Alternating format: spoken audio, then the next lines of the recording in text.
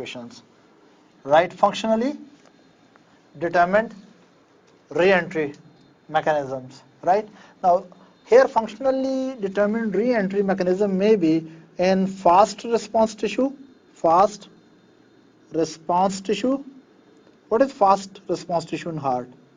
Where action potential is very fast, upstroke of action potential is very fast. That is atrial myocytes and Purkinje fibers cells, Purkinje fibers of cells, and ventricular myocytes. All of them have something common. What is that? That their depolarization is very fast. That is why these are called fast response tissue. Their depolarization is sodium dependent depolarization. This is sodium dependent depolarization. Or functionally determined re-entry may be within the AV node. And if it is within the AV node, it means that it is calcium dependent depolarization. And calcium dependent depolarization is slow or fast? Slow. So we call it slow response tissue. What we call it? Slow response tissue. So again, functionally determined re-entry may produce tachyarrhythmias. These may be within the atria like atrial fibrillation, or maybe in the ventricle like ventricular fibrillation, which is very dangerous, or it may be within the AV node producing junctional tachyarrhythmias. Am I clear? Now, what is the strategy to correct these situations? And functionally determined, in these cases which are sodium, the best thing is that increase yes, effective refractory period. If you have to increase the effective refractory period, the best drug is potassium channel blocker or sodium channel blocker. I will explain it. How? Okay, now I'm going to draw the action potentials of, let's suppose, ventricle.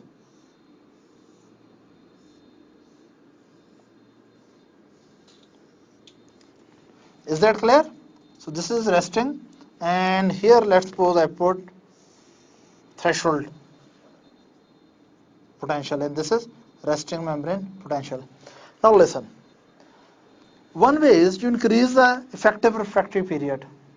Now effective refractory period can be increased by sodium channel blockers as well as by potassium channel blockers. Right? There are two strategies for it. Either you use sodium channel blockers, or you use, yes, potassium channel blockers. I will explain why. First of all, what sodium channel blockers are doing. First of all, we should see exactly what is meant by the effective refractory period. Refractory period means that after the depolarization upstroke, what is the time duration for which myocardial cell is resistant to the next stimulation to produce next action potential. Now you remember that sodium channel here was in which state? Originally it was in resting state, then it converted into active state, and then it is blocked into inactive state. When it is in inactive state, you remember that it is not excitable. Now sodium channels, until it remain active or it remain inactive, suppose up to here it remain inactive. So from this time up to this time, we say that most of the sodium channels were initially active and then eventually inactive, so they were not excitable. So this duration was effective refractory period. Is that right? Now, after that, when the effective refractory period terminates, it terminates when sufficient number of inactivated sodium channels have converted into resting and excitable state. Is that right? Now, what brings the inactivated sodium channels to resting state and excitable state? There are two things which bring. Number one is repolarizing. Once repolarization is complete, right, automatically most of the sodium channels which are inactivated flip back to resting stage. Am I clear? This is now what we really want. if we want to increase effective refractory period, it means we do not want that these sodium channels should go back to resting and excitable state. So we want to prolong this duration of inactive state. We want the sodium channels to remain trapped into inactive state for longer time. What could be the strategies for this? To trapping the sodium channel for longer duration in inactive state. One strategy could be that you use potassium channel blocker. If you use the potassium channel blocker, repolarization will be prolonged. And if repolarization is prolonged, sodium channel blockers can sense the membrane potential, and when they feel that membrane is not repolarizing, mostly they remain into inactive state. So that will help to prolong the effective refractory period. Is that right? So that will help to prolong the effective refractory period. Am I clear, Amal? Right? So one way to prolong the effective refractory period is that you simply use potassium channel blockers, right? And they do not allow the repolarizing current. They slow down the repolarizing current, and total duration of action potential is prolonged, and because repolarization is delayed, so flipping off inactivated sodium channel back to resting state and excitable state is reduced.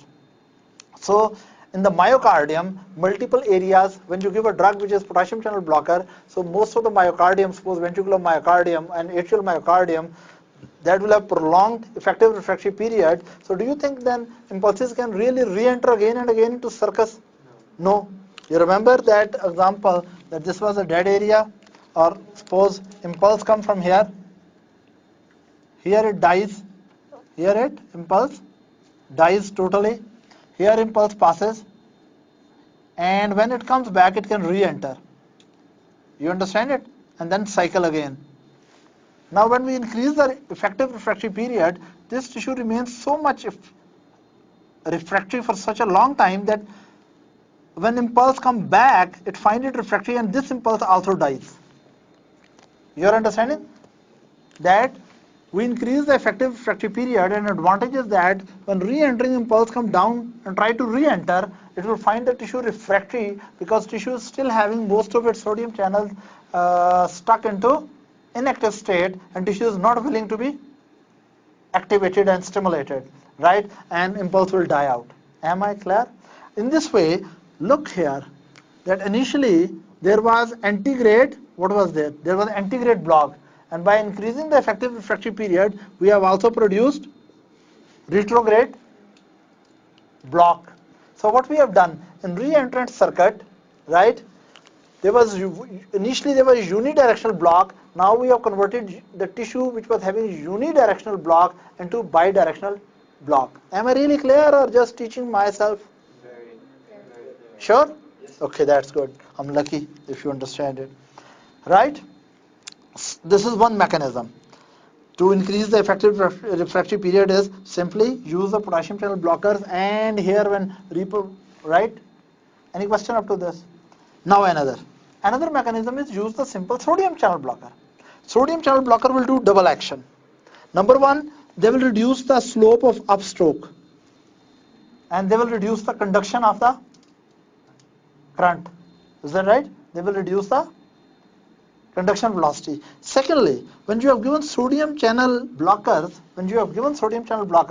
many sodium channels are stuck into inactive state, because in the presence of sodium channel blocker, the blocked sodium channel take longer time to flip from inactive state to resting state. So what really happens now?